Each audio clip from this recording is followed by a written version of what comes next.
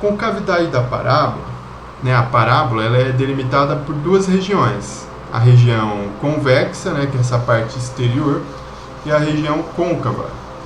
Na ótica, tem esses dois conceitos, né, espelho convexo e o espelho côncavo. O espelho convexo, os raios de luz batem aqui na parte exterior, enquanto que o côncavo bate na parte interior.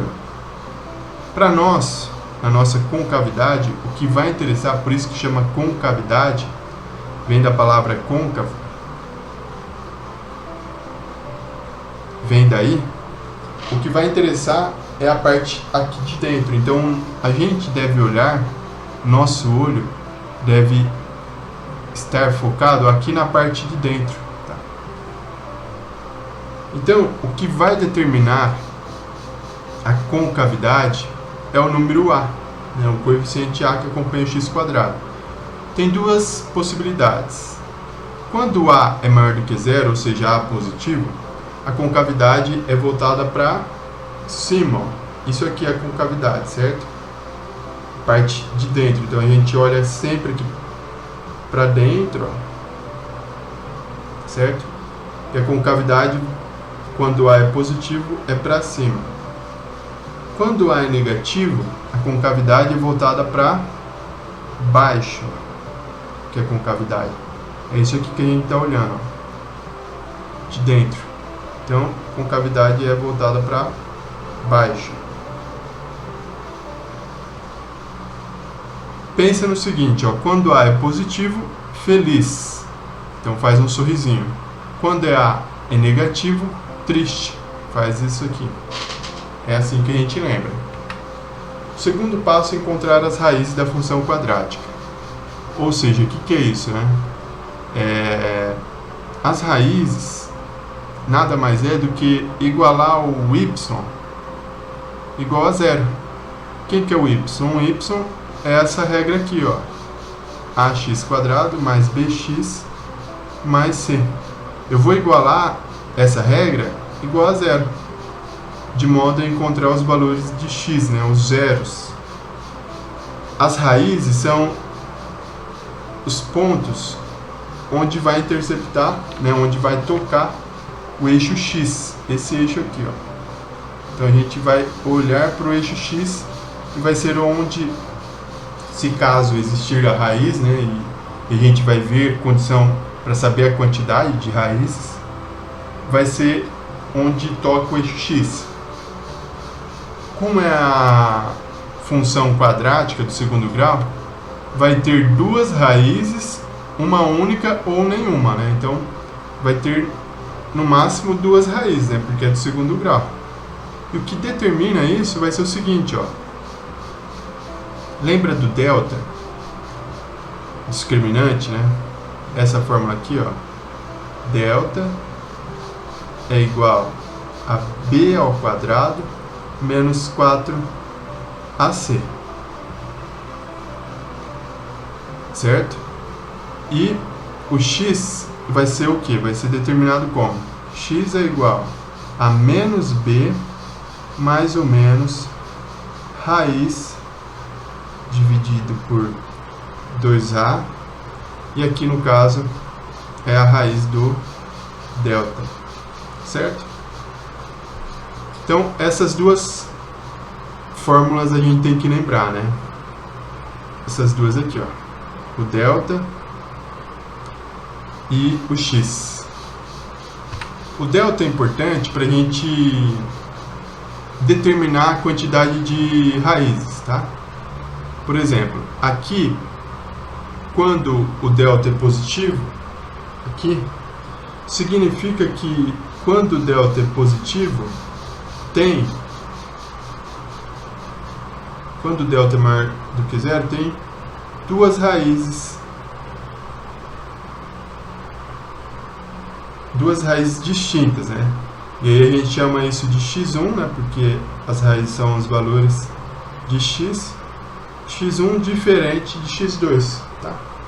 Então aqui, ó, por exemplo, aqui, ó, aqui tem duas raízes e aqui também tem duas raízes, ó.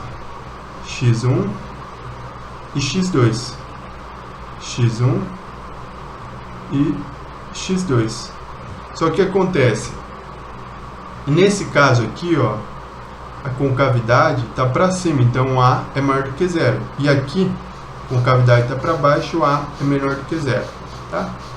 E lembre-se sempre, ó, a raiz vai ser os pontos onde toca o eixo X. Aqui, ó, o eixo X. Então, vai ser esses pontos aqui, ó, que tocam o eixo X, tá? Quando o delta for igual a zero, né? Quando o delta for igual a zero, significa que vai ter uma única raiz, tá? Deixa eu tirar isso aqui. Quando o delta é igual a zero, significa que tem duas raízes iguais, né? Ou seja, uma única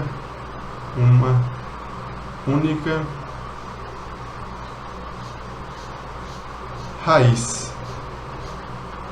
É duas raízes iguais, mas aí a gente fala isso aqui, ó, x1 igual a x2. Ou seja, só tem uma única raiz, né? Então, ó, x1 é igual a x2.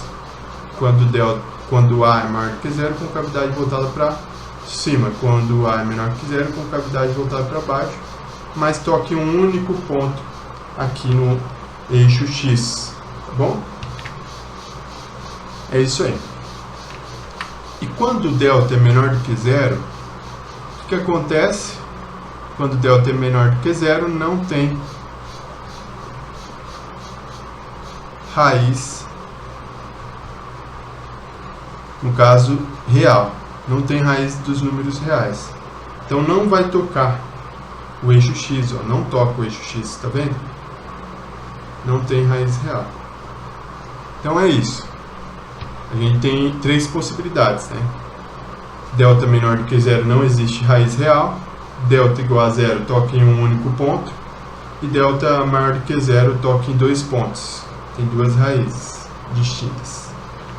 E aí a tabela é construída da seguinte forma, né? Eu coloco os valores aqui de x e o de y. Só que y é dado por essa regra, né? ax² mais bx mais o c. E os valores que eu vou colocar aqui em x, eles vão ser próximos das raízes, né? x1 ou x2. Tá? Então vai ser próximo das raízes. Tá? Então vai ser próximos desses valores aqui. E aí vai substituindo aqui em y. Tá? E aí, feita a tabela, a gente já tem um esboço, né, para a gente esboçar no plano cartesiano. Só que ainda não é tão preciso. Por isso que a gente precisa ao quarto passo. O quarto passo é encontrar o vértice da parábola. O vértice é dado pelo um par, né, de dois pontos. Então vai ser um par ordenado de dois pontos, né? Vai ser pontos de máximo ou de mínimo. Então aqui, né, o vértice vai ser o x do vértice. X do vértice. Aqui, x do vértice. Ou y do vértice. Então tem esses dois pontos. Tá? Quando A é maior do que zero, a gente chama esse ponto aqui de mínimo. O vértice vai ser esse ponto aqui, ó. Vai ser esse ponto aqui, o ponto mínimo. Na geografia, esse aqui é o vale, né? Ou a depressão, né? Numa montanha. Já quando, por outro lado, o A aqui, né, é maior do que zero, esse ponto aqui a gente chama ele de máximo, certo? Então vai ser o ponto de máximo, vai ser esse ponto aqui, ó, vértice. Na geografia, a gente chama de topo da montanha, né? Tá certo? Então é isso. Para a gente encontrar, então, o vértice, a gente vai ter que olhar para esses dois pontos, né? O x do vértice e o y do vértice. O x do vértice, aqui ó, vocês têm que lembrar da seguinte fórmula: vai ser sempre menos b sobre 2a. E o y do vértice vai ser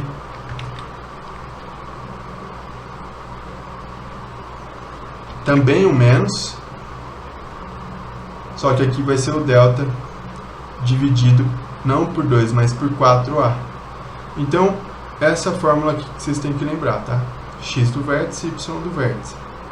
Só que outra maneira de fazer isso é por meio das raízes. Lembra que a gente determinou as raízes? Por exemplo, nessa situação aqui, né? Onde tem duas raízes distintas, tá? E aqui é o vértice que a gente vai determinar. Perceba que o x do vértice é o ponto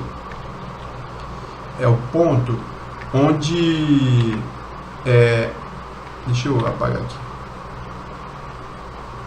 Onde ele vai passar pelo eixo de simetria da nossa parábola. Vai ter um eixo aqui de simetria, ó, que essa parte aqui da parábola vai ser igual a essa. E esse ponto aqui é o nosso x do vértice. É o nosso x do vértice, esse ponto aqui. Esse ponto aqui está na metade desses dois. Então, o x do vértice vai ser o quê? X do vértice vai ser igual a x1 mais x2 dividido por 2, certo? E a partir desse ponto, por quê? Porque ele está na metade aqui, ó, é a média aritmética, né? A gente substitui ele na nossa regra, ou seja, vai ficar a x do vértice ao quadrado mais b x do vértice mais c. E isso aqui vai ser o y do vértice. A gente substitui o vértice aqui, ó, mais bx do vértice mais o c. Então a gente tem esses dois pontos, que vai ser o vértice. Então a gente tem que determinar esses dois pontos aqui, de modo a encontrar o vértice da parábola, ponto de mínimo ou ponto de máximo. E aí, por fim, basta esboçar no plano cartesiano. Esboça no plano cartesiano a parábola, encontrando, né, as raízes, né, os pontos que toca o eixo x, fazendo a tabelinha, né, x, y, aí coloca os valores aqui, encontrando o vértice, vendo a concavidade, né, aqui no caso o a é menor do que zero, então concavidade voltada para baixo, certo? E encontrando o x do vértice e o y do vértice. E aí esboçando no plano cartesiano esse plano aqui, xy, né? xy. As raízes tocam o eixo x. É isso aí.